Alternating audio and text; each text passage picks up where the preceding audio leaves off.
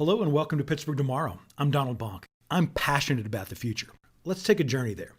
You'll hear from Pittsburgh's most compelling leaders, thinkers, and creators, and through their imaginations and voices, we'll explore the decades to come.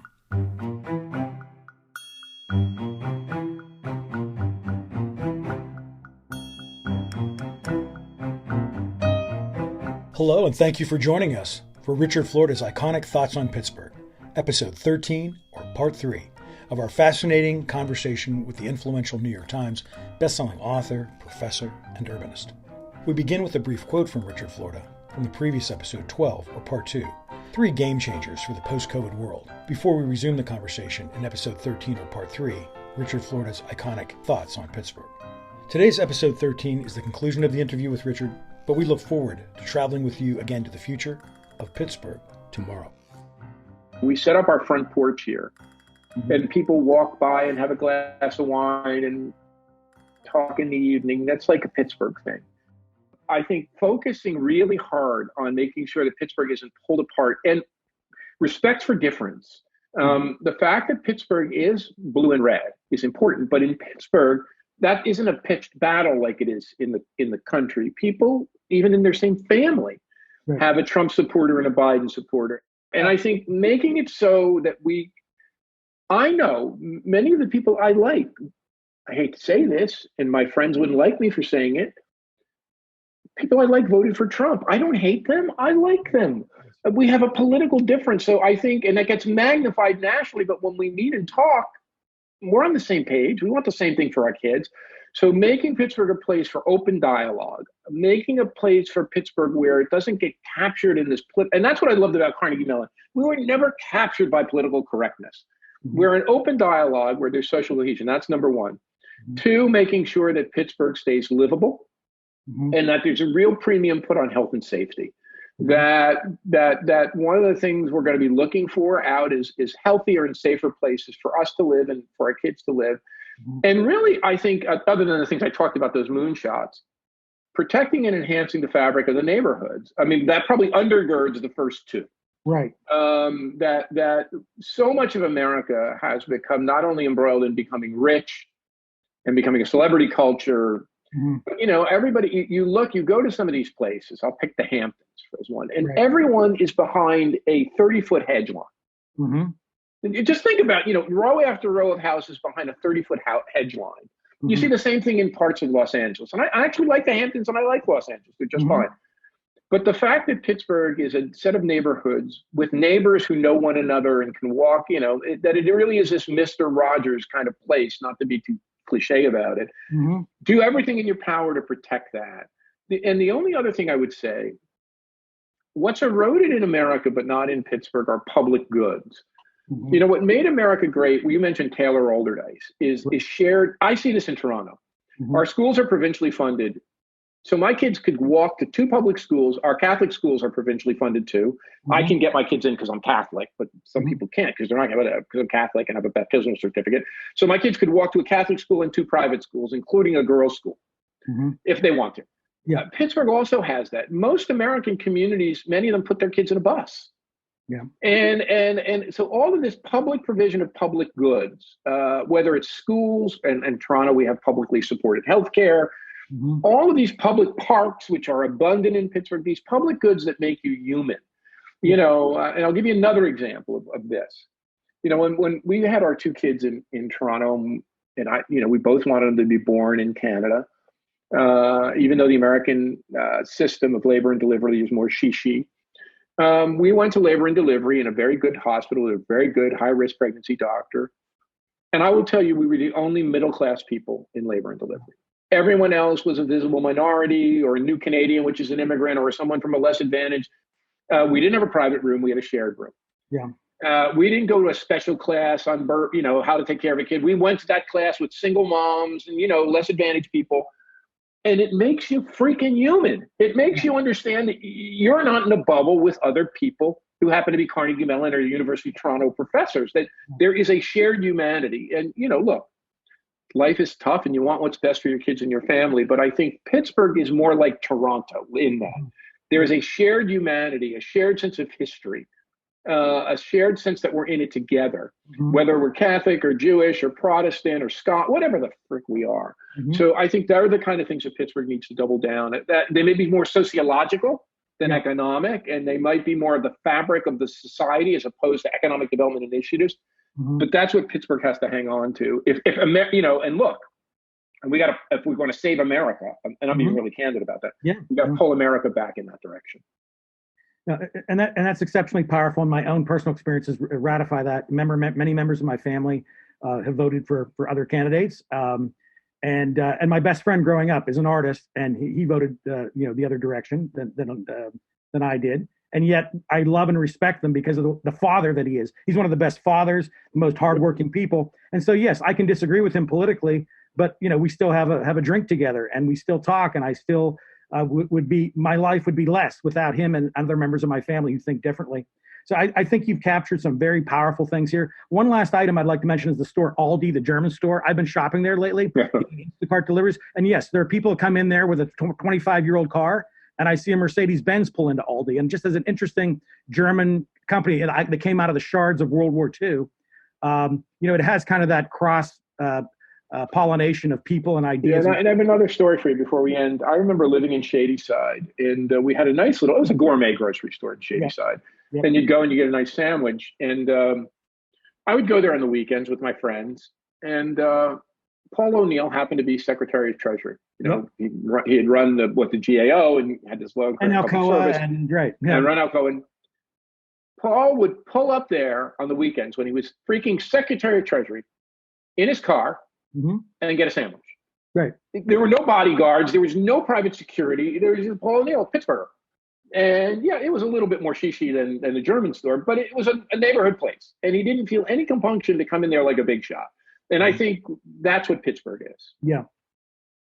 Yeah, it's the ability to cross boundaries, like you said, with shared culture and history and respect. I think respect is at the baseline of all this. If you like and respect your neighbors and your friends who may even think differently than you, that's but all pulling in the same direction for a better city, right? Team 100%. When I think about your current mayor, and the way I know Bill is I knew him when he was a staffer to a counselor, and Bill and I were both single when I lived in Pittsburgh, and you're bored at night. We'd go out to these crappy little bars in Shadyside, Happy's and the Mardi Gras. Yeah. And we'd sit there and we'd talk about urbanism, right? We'd sit there for hours drinking a beer, talking well into the night, and we would be surrounded by people who were quite unlike us, with very different, and not afraid after some lubrication to voice their political viewpoints, some of whom were very conservative. But Bill would sit there, and this was, I think he was a staff member and then ultimately probably a counselor, not mayor, and we would have a vigorous, friendly dialogue. And that's the mayor. A guy who would hang in a local saloon with real people, not fancy people, real people, and talk about the issues of his city. Right, the sports teams he likes, the sports teams he didn't like, the rivalries he liked, and the what we all envisioned. And it was funny, regardless of our political complexion, we all wanted Pittsburgh to be better, right? Yeah. We didn't agree necessarily. We all wanted Pittsburgh to be better. And I think that's what Pittsburgh is. I think it's a place where all voices can be heard. And there isn't a lot of snootiness doesn't get you very right. Not a lot snootiness doesn't get you very far in Pittsburgh. Yeah. Yeah. And I think that's powerful. And just to tie that in the 70s, when Pittsburgh had both great sports success, but not great economic environments, it did create a team Pittsburgh mentality, the Pirates, the Steelers, and later the Penguins. But I think that team Pittsburgh mentality, top, middle, or bottom, is something that seems to cross over generations in terms of respect and collaboration. So, just tying it together in some of my own cultural touchstones. And it's funny, so my ethnic group, the Italians who came to Newark, had those same values. My wife's ethnic group, my wife is Jordanian. Her father came from Jordan to the Detroit suburbs. When I look at the new ethnic groups, whether they're Indian or Asian or Latino, they have the same. We're forged in different periods, but we have the same values of family and community and wanting a better life. And that's what Pittsburgh can give us. And so I think, it may be that this COVID-19 crisis, as horrific as it is, forces us to introspect in ways that makes us understand better what is real substance and what we want from our lives and from our kids' lives. And, that doesn't mean that we can't have a little shishiness. And that means young people can enjoy New York or San Francisco when they're young and hang out late and meet. But over time, we revert to these core values, and hopefully as a society, we get back, we get away from the society of decadence and Me Tooism and Me Firstism and a me society. And we get back to a society of community and social cohesion. I think Pittsburgh reflects that. And it also, while also valuing actual capability, while also being a functioning meritocracy. Like you said about Dr. Fauci, or like it is being a professor at Carnegie Mellon. Pittsburgh values, whether it's being a great, hockey player, a great baseball player, a great football player, or a great intellectual researcher, Pittsburgh values that in a way that most places around the United States don't.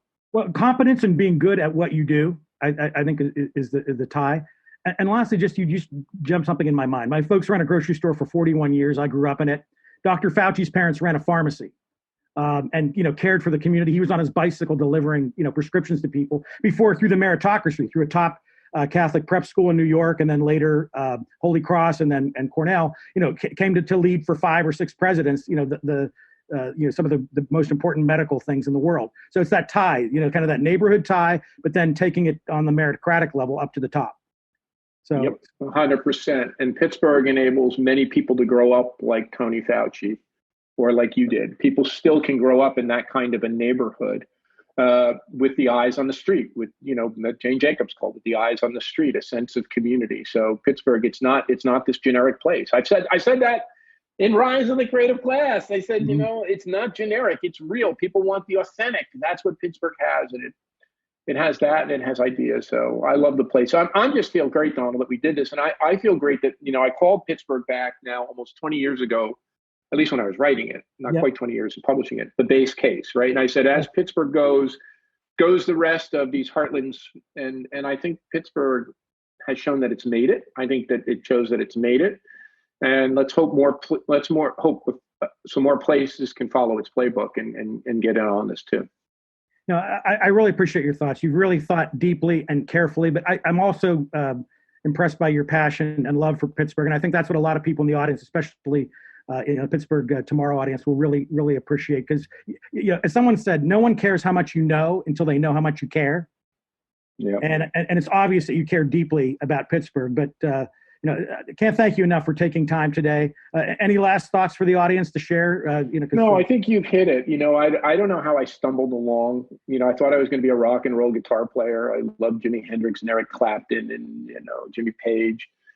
And somehow, being steeped in the Newark civil disturbance, I found cities, and I found my passion, and I cared deeply. Initially, I cared about them intellectually. And probably when I met you at Carnegie Mellon, it was more of an intellectual passion to uncover the way they were. Mm-hmm. Now it's more than intellectual, I feel. And I think this started to happen when I met you. I think this is probably a legacy of Pittsburgh. I would say to myself at Carnegie Mellon, I'm publishing these papers, I'm writing these books. This literally would go on in my head. I was turning 40 at the time. Mm-hmm. Now I'm over 60. Mm-hmm. Turning 40 at the time, I said, look, my parents had nothing. My dad had a 7th grade education. They gave everything to me and my brother. They put me in Catholic school. They put me through Rutgers. I got a PhD on a scholarship to Columbia. Mm-hmm. And then I went to Ohio State, and Ohio State gave me grants. And I went to Carnegie Mellon, and Carnegie Mellon paid my salary. And I got National Science Foundation grants and Ford Foundation grants and support from the university and the community. I'm obligated. I literally said to myself, I'm obligated to take this knowledge. That's why I wrote Rise of the Creative Class. I'm obligated to take this knowledge in a form that just won't appeal to academics, that is being written for people who care about cities and mayors and economic development professionals. And as I've gotten older, when you said that passion, it's become more that what keeps me going is the thought that, especially in a dysfunctional national environment, where the American national, that I can make a small difference, not necessarily just through my ideas are fine, but by motivating people, by literally giving them some hope. That it isn't all hell in a basket, And while America looks like it's facing very dark times, look at what's happening in Pittsburgh. Look at what's happening in Columbus. Look at what's happening in Newark. Look at what's happening in Tulsa. You could go on these examples of towns that are remaking themselves, of which Pittsburgh, I think, is the best one. Mm-hmm. But I think that passion and that caring is something that I've developed or I don't want to say developed, it certainly shifted into much more of the real world as I've gotten older. Yeah, and I hope more people can do that. I hope we can get back to that, because that's what's going to make us all better. So yeah, thanks for giving me a chance to talk about Pittsburgh. I don't get a chance to do that often enough these days. Well, you're always welcome back in Pittsburgh. If you do find yourself there, be happy to host you, and I know a lot of other people would as well. So thanks, Donald. Yeah, keep doing the great work you're doing, and say hi to all my friends in Pittsburgh. I will absolutely do that. You have my word, and take good care. And I hope to all maybe see you in Canada as well. We'll see each other soon. All the best. Bye-bye.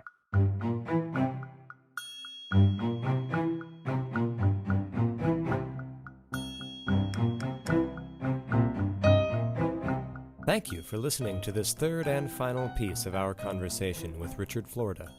Part 1 and 2 can be heard on pittsburghtomorrow.com, along with many other episodes from our series. If you like what you heard today, please click the subscribe button located just above the podcast player at pittsburghtomorrow.com. We also encourage you to share episodes on social media. And finally, we encourage you to go to the Apple Podcasts page for Pittsburgh Tomorrow and leave a review. Tell us what you think, your suggestions, and how we can improve.